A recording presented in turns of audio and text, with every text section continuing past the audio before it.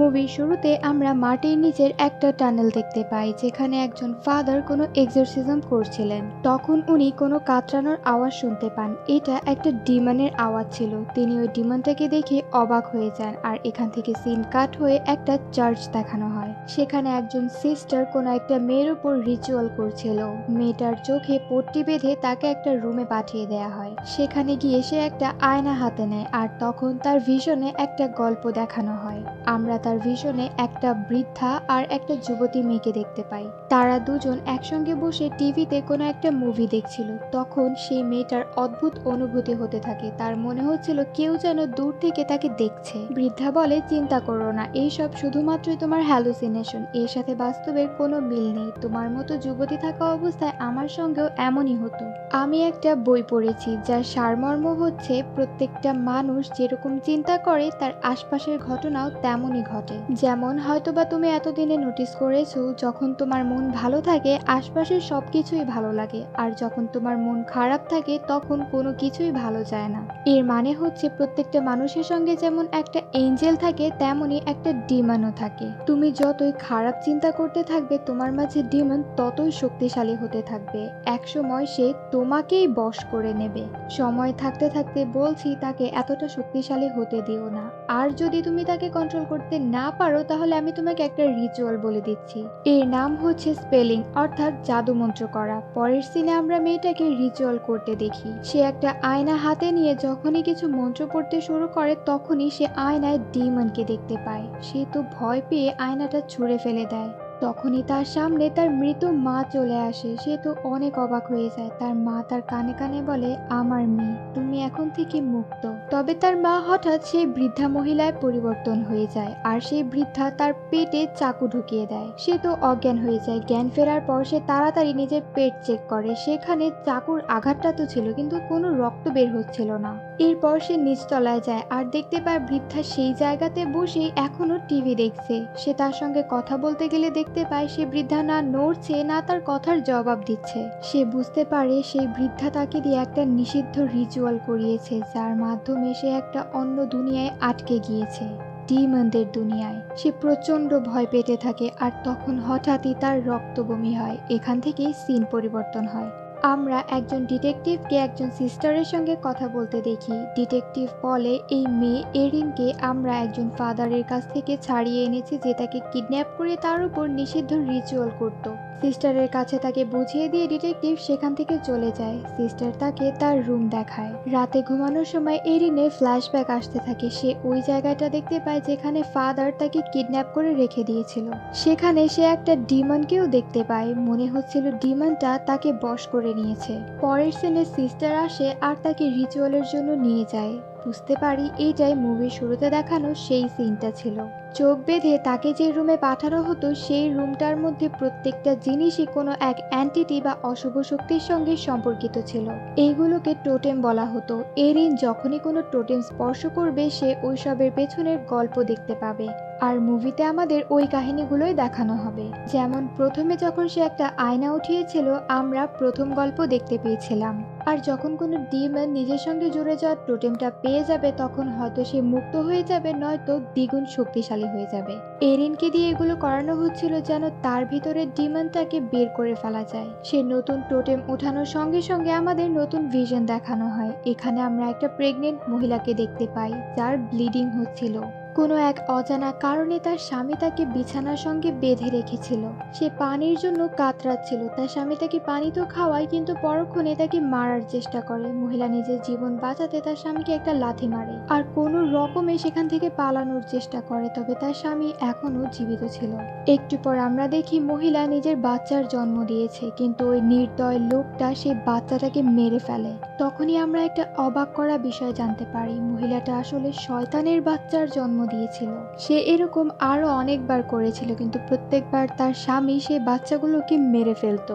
আবারও মহিলাটা প্রেগনেন্ট হয়। এবার আমরা বাজে দেখতে একটা ডিমনকে দেখি। সে ওই লোকটাকে বলে এইবার বাচ্চাটাকে তুমি দুনিয়ায় আসতে দেবে আর তাকে নিজের রক্তে গোসল করাবে। এটা শুনে লোকটা পজেস হয়ে যায় আর নিজের গলা নিজেই কেটে ফেলে।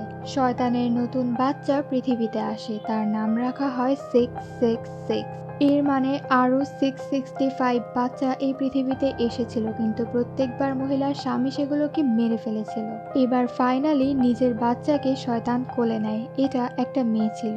এর সাথে সাথেই এই ভিশনটা শেষ হয়ে যায়। এটা দেখার পর এরিন ডিস্টার্ব হয়ে গিয়েছিল। সে কান্নাকাটি করতে থাকে। রাতে সে একটা ভয়ানক স্বপ্ন দেখে যেখানে সেই ফাদার তাকে মারতে আসছিল, কিন্তু তখন একটা ডিমন ফাদারের উপর আক্রমণ করে। মনে হয় যেন সেই ডিমনটা এরিনকে বাঁচানোর চেষ্টা করছে।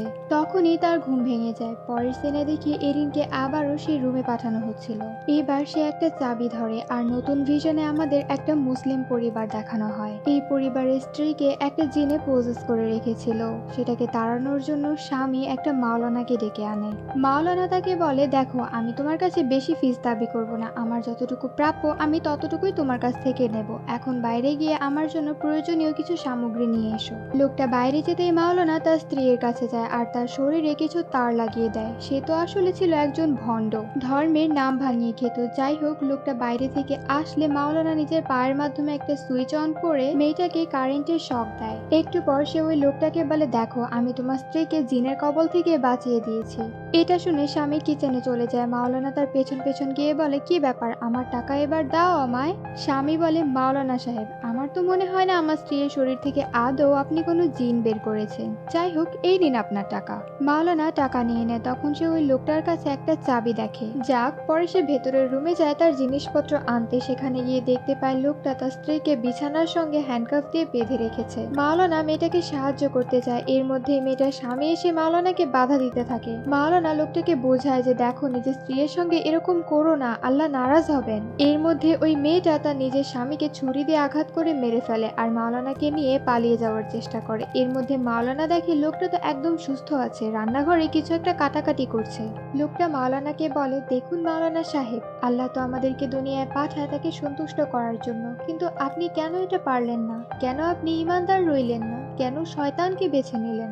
মাওলানা তো কিছুই বুঝতে পারছিলেন না। এর মধ্যে উনি লক্ষ্য করেন তার পাশে ওই মেয়েটা নেই। তিনি তাকে খুঁজতে রুমের ভেতরে যান, তবে বিছানার চাদর সরালে তার তো আত্মা কেঁপে ওঠে, কারণ ওখানে তার নিজের মেয়ে শুয়েছিল।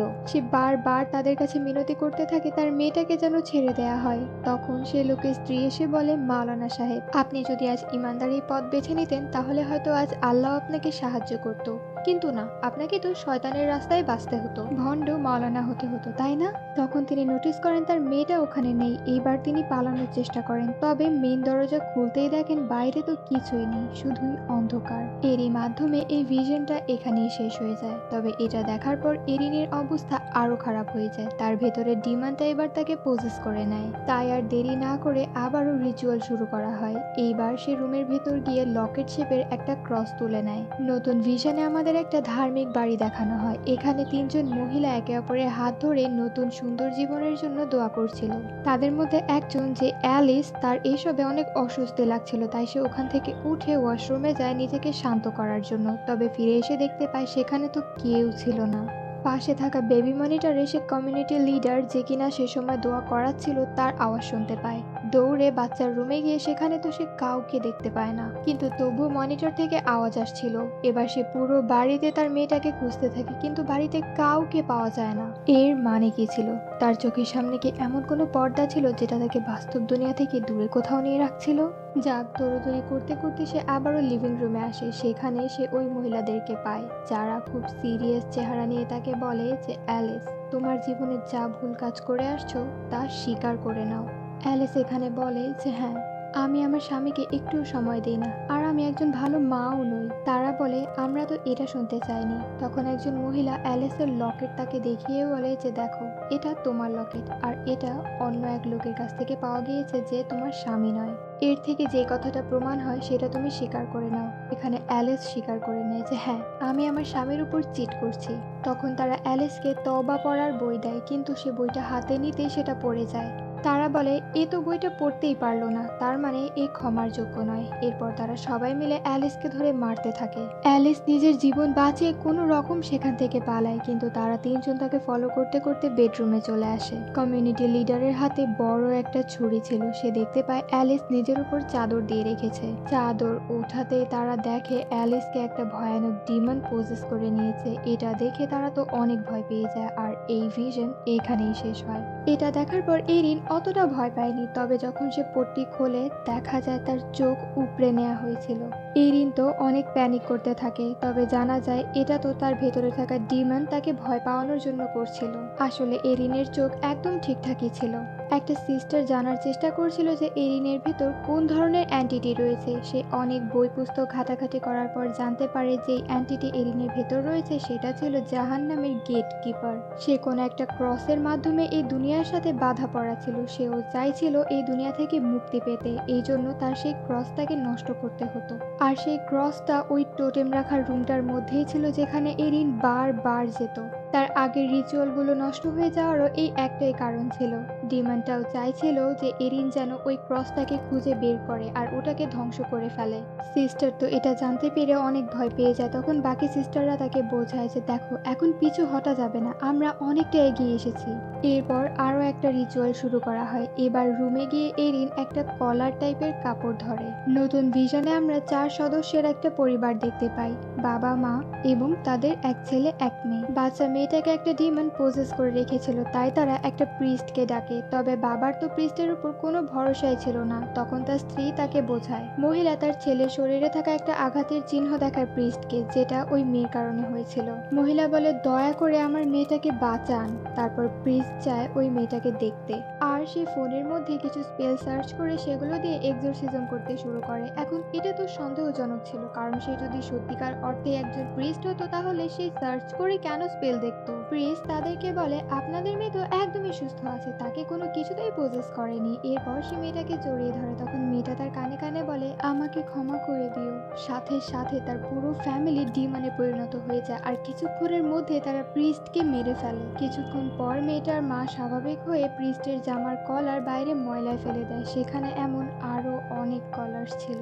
এ থেকে বোঝা যায় বাচ্চা মেয়েটাকে ফাঁদ বানিয়ে তারা এরকম ভণ্ড প্রিস্টদের ধরে এনে মেরে ফেলতো। এই ভিশন দেখার পর এরিন কিভাবে যেন বুঝে যায় তার ভিতরে অ্যান্টিটিটা আসলে কি চায়। সে দ্রুত ওই ক্রসটার কাছে যায় আর তার ভেতরে থাকা ডিমন ক্রসটাকে নষ্ট করতে শুরু করে। ওই সময় সিস্টার্সরা ভেতরে চলে আসে আর এরিনকে ধরে তাকে শুইয়ে দেয়। এরপর তার উপর তারা ক্রসটা ধরে রিচুয়াল করতে শুরু করে যেন এরিনের ভেতরে থাকা ডিমন শক্তিশালী হতে না পারে। আর সেটাই হয়, তার ডিমন আবারও জাহান্নামে ফিরে যায় আর এরিন একদম সুস্থ হয়ে যায়। এরপর আমরা জানতে পারি এরিনের একটা খালামণি এখনো বেঁচে আছে। এরিন খুব শীঘ্রই তার কাছে চলে যাবে।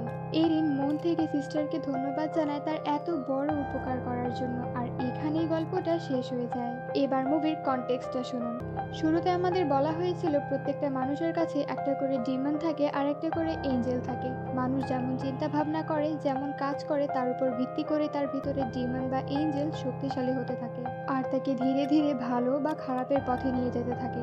তবে যারাই সত্যকে ছেড়ে শয়তানের সঙ্গ দিয়েছে তারাই ধ্বংস হয়েছে। সে মাওলানাই হোক অথবা প্রিস্টই হোক অথবা অন্য কেউই হোক, মিথ্যার আশ্রয় শেষ পরিণতি সবসময় ধ্বংসই হয়। এই মুভিটা আমাদের এই মেসেজটাই দিতে চেয়েছে।